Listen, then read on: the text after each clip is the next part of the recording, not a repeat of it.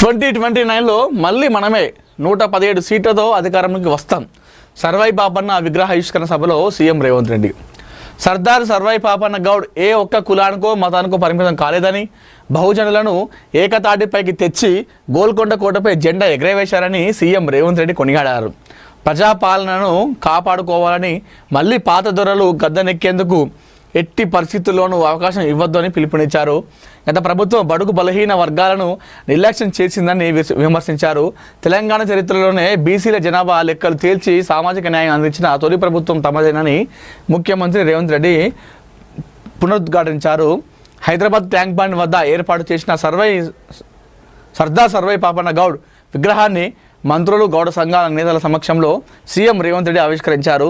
గౌడ, యాదవ, ముదిరాజ్, దళిత వర్గాలను ప్రోత్సహించేలా కాంగ్రెస్ ప్రభుత్వం ఎన్నో కార్యక్రమాలు చేపట్టిందని చెప్పడం జరిగింది. సో నిన్న ట్యాంక్ బండ్ పైన సర్దార్ సర్వై పాపన్న విగ్రహ ఆవిష్కరణ అయితే చేయడం జరిగింది. సో సర్దార్ సర్వై పాపన్న విగ్రహం అనేది ఎప్పటి నుండో ఇది ప్రతిపాదన ఉంది. ఆయన విగ్రహాన్ని ఖచ్చితంగా ట్యాంక్ బండ్ వద్ద నిర్మించాలి, ఏర్పాటు చేయాలని చెప్పేసి ఉండే. సో నిన్న ఆయన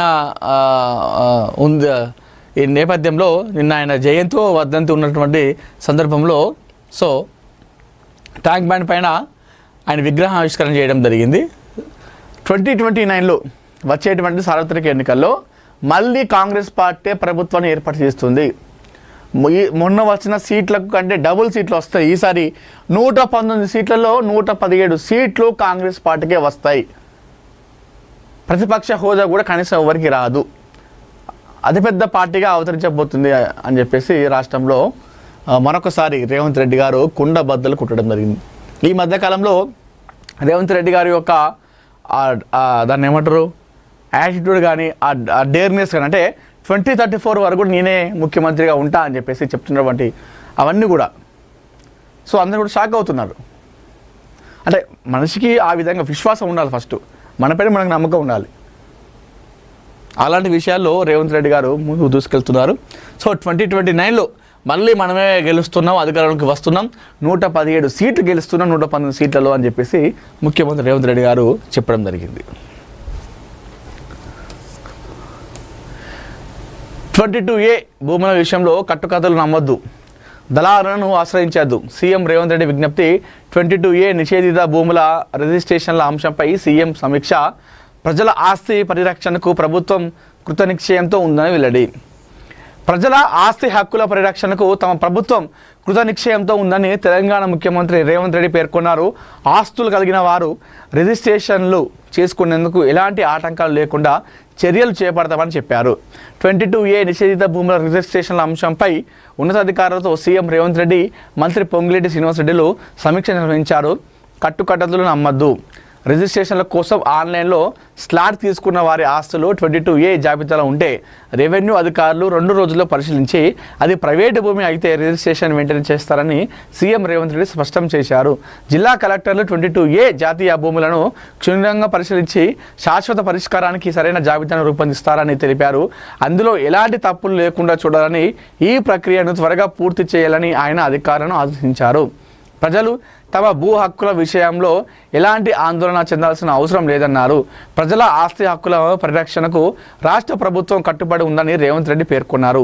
ప్రైవేట్ భూములకు సంబంధించి ఒక్క అంగుళం భూమికి కూడా ఇబ్బంది రానివ్వమని స్పష్టం చేశారు. 22A భూముల విషయంలో దళారులు, మధ్యవర్తులను ఆశ్రయించవద్దని సూచించారు. ఎలాంటి పుకార్లు, కట్టుకథలను విశ్వసించవద్దని కోరారు. ప్రజల ఆస్తి హక్కుల పరిరక్షణకు తమ ప్రభుత్వం కృతనిశ్చయంతో ఉందని తెలంగాణ ముఖ్యమంత్రి రేవంత్ రెడ్డిని పేర్కొన్నారు. ఆస్తులు కలిగిన వారు రిజిస్ట్రేషన్లు తీసుకునేందుకు ఎలాంటి ఆటంకాలు లేకుండా చర్యలు చేపడతామని చెప్పారు. 22A నిషేధిత భూముల రిజిస్ట్రేషన్ అంశంపై ఉన్నతాధికారులతో సీఎం రేవంత్ రెడ్డి, మంత్రి పొంగులేటి శ్రీనివాసరెడ్డిలు సమీక్ష నిర్వహించారట. ఇది కథ. 22A నిషేధిత భూముల రిజిస్ట్రేషన్ అంశంపై సీఎం సమీక్ష. ఎవరి నమ్మద్దు మధ్యలో ఉన్న వాళ్ళని చెప్పేసి చెప్తా ఉన్నారు. కట్టుకథలు నమ్మద్దు. రిజిస్ట్రేషన్ల కోసం ఆన్లైన్లో స్లాట్ తీసుకున్న వారి ఆస్తులు 22A జాబితాలో ఉంటే రెవెన్యూ అధికారులు 2 రోజుల్లో పరిశీలించి అది ప్రైవేటు భూమి అయితే రిజిస్ట్రేషన్ వెంటనే చేస్తారని సీఎం రేవంత్ రెడ్డి స్పష్టం చేశారు. జిల్లా కలెక్టర్లు 22A జాబితా భూములను క్షుణ్ణంగా పరిశీలించి శాశ్వత పరిష్కారానికి సరైన జాబితాను రూపొందిస్తారని తెలిపారు. అందులో ఎలాంటి తప్పులు లేకుండా చూడాలని, ఈ ప్రక్రియను త్వరగా పూర్తి చేయాలని ఆయన అధికారులను ఆదేశించారు.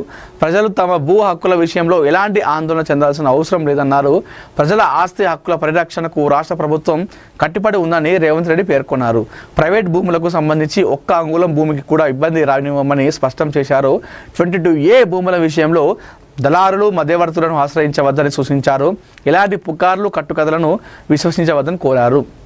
చాలామంది కూడా ఈ 22A నిషేధ భూములను ఈ దళారులు మధ్యవర్తులు ఉంటారుగా, దాని ద్వారా కొని అది అధికారులు వచ్చి ఇది ప్రభుత్వ భూమి అని చెప్పేసగానే చాలామంది నెత్తి నీరు కొట్టుకున్నటువంటి చాలామంది జనాలు ఉన్నారు.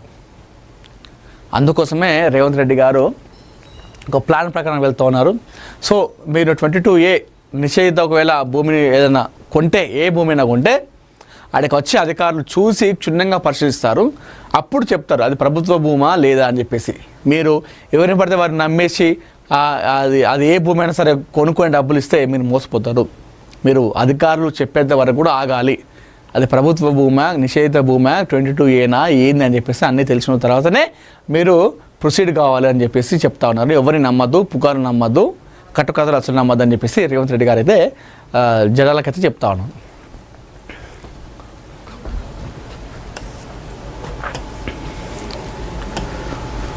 రైట్. ఇరిగేషన్ అధికారుల మజాక. జోడిమెట్లలో కనుమరుగైన నాడెం చెరువు నాల. యథేచ్ఛగా కొనసాగుతున్న అక్రమ నిర్మాణాలు. పాత్రదారులు ఇరిగేషన్ అధికారులే. సూపర్.